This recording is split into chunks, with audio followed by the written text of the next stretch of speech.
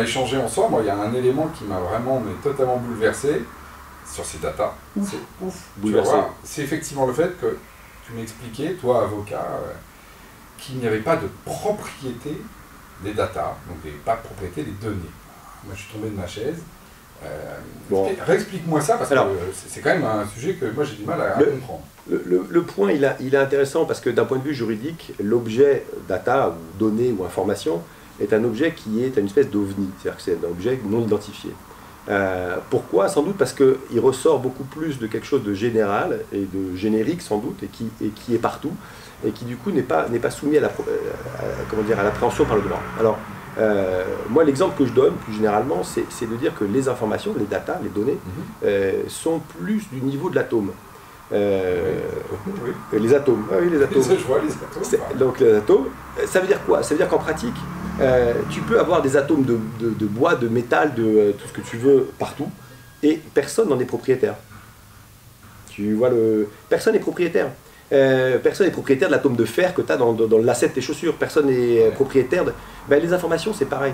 Personne n'est vraiment propriétaire. Il y a des gens qui les produisent, il y a des gens qui les utilisent, mais personne n'est propriétaire au sens où on est propriétaire d'une maison, au sens où on est propriétaire de choses, d'une marque. C'est vrai qu'on n'est pas propriétaire des atomes. Tu n'es pas propriétaire t'as beau être propriétaire de ta maison, tu n'es pas propriétaire des atomes de manganèse qu'on va trouver dans les métaux du sous-sol. Il y a du manganèse chez moi? Écoute, c'est ce qu'on dit.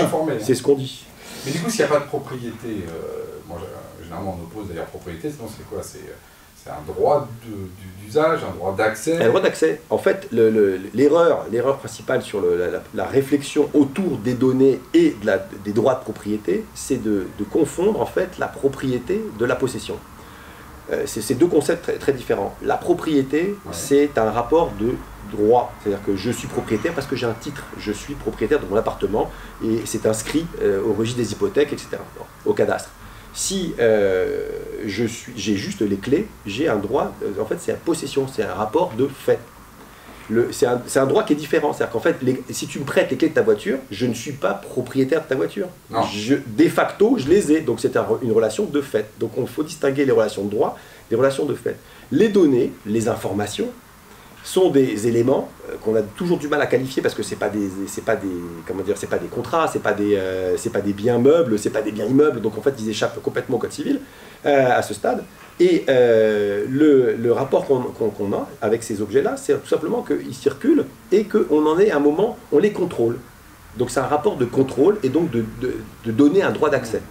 Et donc c'est plus un rapport de possession qu'un rapport de propriété. Et donc l'open data, par exemple, tu disais tout à l'heure que c'était une action de données, donc s'inscrit bien dans cette logique d'accès. L'open data, par exemple, oui, oui, mais l'open data te ferait croire que parce qu'il est propriétaire, il te donne l'accès. Mais en fait, il n'est pas plus propriétaire que ça. En revanche, il les contrôle, les données, et il te donne l'accès.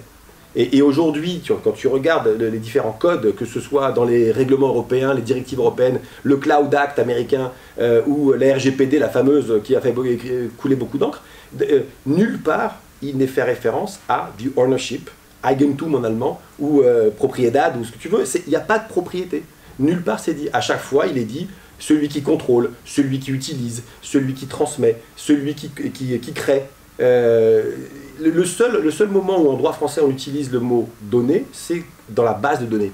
On parle de base de données. Il y a une directive européenne sur les bases de données qui a donné lieu en droit français à un droit sui generis, donc ça veut dire de son original en soi. Et ce droit sur les bases de données protège quoi? Protège pas les données parce qu'elles existent, mais protège le propriétaire parce qu'il a fait un effort. Il a fait un effort pour les protéger, les mettre ensemble. Et donc c'est quand même assez bizarre. C'est un objet de droit qui n'existe que quand il est très nombreux ensemble. Que, comme un troupeau. Comme un troupeau, comme le riz. Le grain de riz n'a aucune valeur et ne serait pas un objet de droit. Mais en revanche, quand il est dans un sac de 100 kg, à ce moment-là, on parle de bouffe. Et tu vois, le rapport, il est assez étonnant de voir que c'est un objet de droit qui n'est pas défini quand il est tout seul, mais qui en revanche, dans la quantité, peut commencer à représenter quelque chose pourvu que tu me donnes accès. Voilà, donc il faut qu'on arrête aujourd'hui, je pense, moi je dis partout où je vais qu'il faut qu'on arrête de croire qu'il y a une propriété des données. Il n'y en a pas. Le terme de propriété, le terme juridique de propriété ne s'applique pas à la notion de données. Bon, alors du coup, quand on va aborder les questions de business, il va falloir creuser encore plus justement le rapport à la donnée si on veut savoir ce qu'on peut en faire. Et bien on sera là. À tout de suite.